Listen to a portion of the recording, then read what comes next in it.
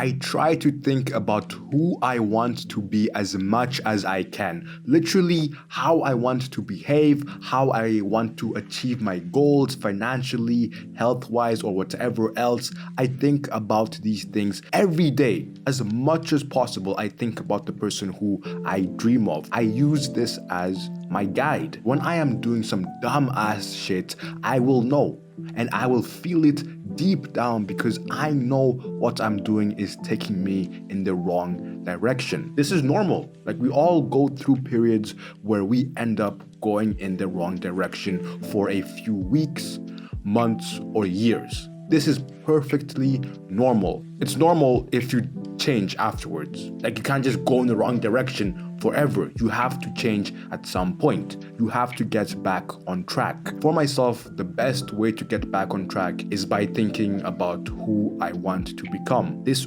always urges me to get back in the right direction. This is my technique that I wanted to share. Now, I want to ask you, how often do you think like this? How often do you think about the person you want to be next week, next month, or in the next 5 years? I would assume that people do think about this, but not on a consistent basis. It's hard to be consistent. Yes, even in this thinking method I'm telling you guys about, or just in anything in life, it's hard to be consistent. But there are things you can do to become more consistent. There are things you can set up in your life to be consistent. And one of those things is you must be intentional in how you live. Being intentional is setting up systems in your life so you don't have to convince yourself to do something. You just have to do it because it's part of your day. It's part of your routine. This can be creating a schedule, buying things to help you, or removing things from your life